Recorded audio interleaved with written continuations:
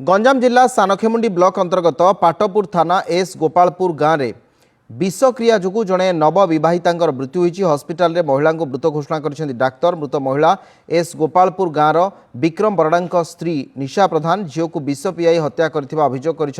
मृत निशांकर बाप घर लोके। दिगपहंडी थाना भुसुंडा गाँव निशा प्रधान 11 मास पूर्व विक्रम बराड़ा सहित घर लुचि पलाई जाते। उभय गाँव को फेरिबा परे समाजर प्रथा अनुसार बह करते। बाहागर परठारु शाशुघर लोकों निर्यातना सही न पारी निशा बापा घरे रही आसुले। बापा घर लोके अभियोग करिसेंति जे गत दीपावली को स्वामी विक्रम बराड़ निशा को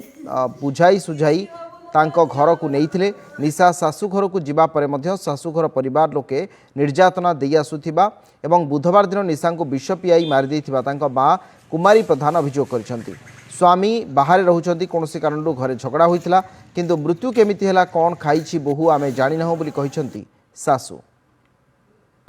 काली 4टा बेलू मत फोन कला तुम झील को मुझे शंकी चिपिकी मारदेवी नते तो विष को खुआई मारदेवी मुझे जैल भोगिले भोगी सीना किंतु मुझे हौ रखे मु झील पाखक फोन कर मुझे फोन काटिकी झील पाखक लगेली। झील फोन उठेला पर घरे केरीबिरी होकर बाड़ा पिटा कर झील को। तापर मत कि दीपद मत कहला मु कहली झील झील झील तापर ता मोबाइल फोबाइल छड़े नहीं मुझे किसी झील दिल कथा ही पाइलिनी। तापर अध घंटा पर तार नणंद मत फोन कला विष खाई मरीगला बोली तो झील सरला सी उचित दंड भोग कर से ना सब झील मन मारिदेवे। मुझे छुईनी बो पिला को छुईनी बिल्कुल सी जो बाड़े पिटी है आम टेम्पू नथिक हाँ कौन बेले एता कथा एति आगा सुजी फुजी खाया नहीं बेलिक आगा हाँ भल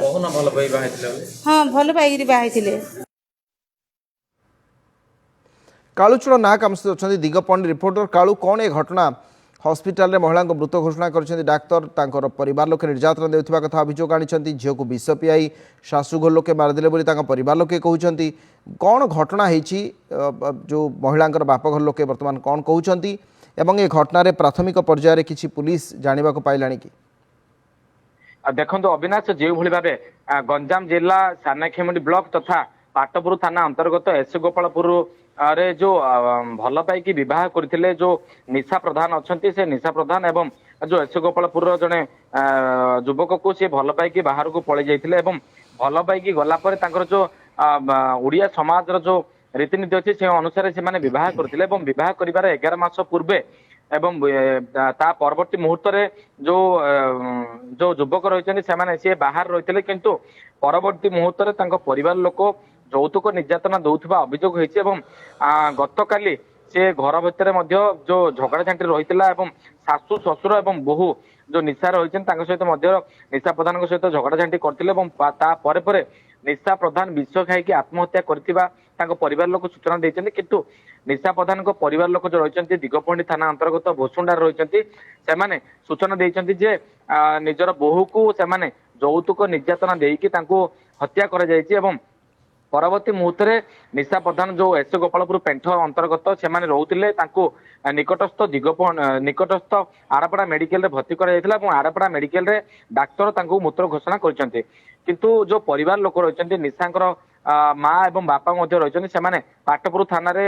लिखित अभियोग करछन्ती एवं से देइछन्ती जे निजर झील को यौतुक निर्यातना पई तांको हत्या करा जायछि एवं ताको विष पीकी हत्या विष पियाई की तांको हत्या करा जायतिबा मध्ये से अभियोग करछन्ती किंतु परवर्ती मत तांको शाशु शशुर मध्ये एहाको खंडन करथिबा बेले पाटपुर पुलिस घटनास्थल में पहुंची तदंत आरंभ करिछि एवं निशा प्रधान जो मृतदेह रही